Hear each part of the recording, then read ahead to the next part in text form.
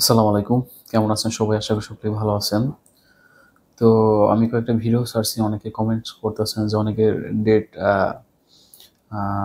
ধরেন ২৬ এর শেষে পড়ছে, কারো ডিসেম্বরে পড়ছে, কারো ২৭ এর জানুয়ারিতে পড়ছে। অনেকেই আছেন।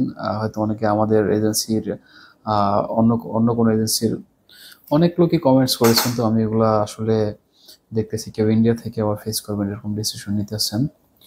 তো অ্যাকচুয়ালি ধরেন আপনার যদি ধৈর্য না ধরেন তাহলে কিন্তু কোনো কিছুই সম্ভব না। ধৈর্য ধরতেই হইবে আপনাদের।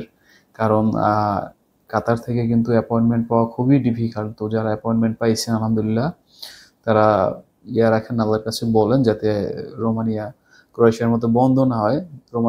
রোমানিয়ার কিন্তু ভিসার রেশিও এখনো ভালো কাতার থেকে। যারা অ্যাপ্লিকেশন করতেছেন বিভিন্ন এজেন্সি থেকে বা পারমিট নিয়ে আসছে বিভিন্ন কোম্পানি থেকে। তো যদি কোম্পানি যদি ভালো থাকে, ডকুমেন্টস যদি প্রপার 100% থাকে, ইনশাল্লাহ ভিসা হওয়ার চান্স ভালো।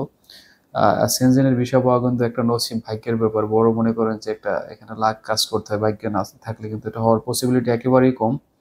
তো ওই ক্ষেত্রে রোমানিয়া বাঙালিদের ভিসা দিতে আছে। আর যদি বন্ধ হয়ে যাও, সেক্ষেত্রে কিন্তু বন্ধ হবে শুধু বাঙালিদের কারণে, একমাত্র কারণ তারা আহ, থাকে না, নির্দিষ্ট একটা জায়গায় গিয়ে কিন্তু থাকতেছে না। এই হচ্ছে একটা সমস্যা বাঙালিদের।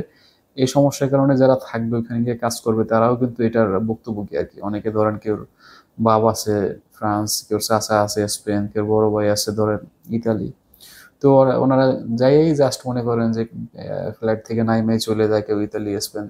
তো একটা কোম্পানি কিন্তু লোক না কাজের জন্য, কাজ করানোর জন্য। কোম্পানি যদি লোক না পায়, কোম্পানি কিন্তু কমপ্লেন করে গভর্নমেন্টের কাছে যে আমি এই লোকগুলো আনছি বাংলাদেশের, তো ওরা আমার এখানে নাই বা চলে গেছে বা ইয়ে গেছে, বিভিন্ন ধরনের কারণ কিন্তু দেখায়। তো বাংলাদেশিদের দেশে মানে বিভিন্ন দেশে ভিসা বন্ধের কারণই হলো এইটা। দেখেন কাতারে ভিসা বন্ধ করছে, ফ্রি ভিসা আইনা লোকগুলোর কাজ দিতে পারতেছে না। এই একটা রিজন। এই কারণে ধরেন অসংখ্য লোক হয়ে গেছে, মানুষ রাস্তায় রাস্তায়, অনেক মানুষ ভিক্ষাও করে ভাত খাওয়ার জন্য মানুষের কাছে টাকাতে। এই একটা রিজন। ধরেন একটা মানুষ আনলে তারে বিপদে, মানুষ বিপদের কথা চিন্তা করে না যে লোকটা, একটা লোক আসবে বাংলাদেশ থেকে কাতারে, লোকটা কাজ পাইবে কিনা। তাদের হয়েছে যারা এই ইয়াগুলা করে, বিচার দালালি করে, ব্যবসা করে, তাদের হইলো টাকা, টাকা হইলেই হয়েছে। তো অনেকে আবার যারা ইউরোপের জন্য যাওয়া ট্রাই করেন, ধরেন আপনি নন সেনজেনেও যদি যান, সেক্ষেত্রে কিন্তু সেখানে থাকার ট্রাই করেন না, থাকার চেষ্টাও করেন না। কবে বাঁচবেন ওখান থেকে? স্যালারি ভালো হইলো, ধরেন আপনি ইউরোপে গিয়া সেনজেনে স্যালারি পাইবেন ১৫০০, ওইখানেও ১৫০০ পাইতেছেন, কিন্তু আপনি নন সেনজেনে থাকবেন না। এই একটা সমস্যা, বিশেষ করে এগুলো বাঙালিদের। এই জন্য বাঙালিদের জন্য রেস্ট্রিক্টেড বিভিন্ন কান্ট্রি। অন্য ন্যাশনালিটি যারা আছে, যেমন ধরেন নেপালি, পাকিস্তানিও একটু খারাপ, এই কারণে পাকিস্তানিদের জন্য রেস্ট্রিক্টেড আছে। শ্রীলঙ্কান, তারপর ইন্ডিয়ান, ফিলিপিয়ান, এরা এরা ভাগে না, এরা থাকে জায়গা মতো। তো এই কারণে তাদের ভিসা রেশিও ভালো, তাদের জন্য কোনো কান্ট্রি রেস্ট্রিক্টেড নেই। তারা চাইলে সব দেশেই যোগ্যতা অনুযায়ী অ্যাপ্লিকেশন করতে পারে, এই আর কি। তো যারা রোমানিয়ার জন্য অ্যাপয়েন্টমেন্ট পাইছেন, ধৈর্য ধরে থাকেন, ইনশাল্লাহ দেখেন আল্লাহ ভরসা বাকিটা। কারণ নসিবে না থাকলে তো কোনো কিছু করার নাই, ধৈর্য ধরে থাকতে হবে।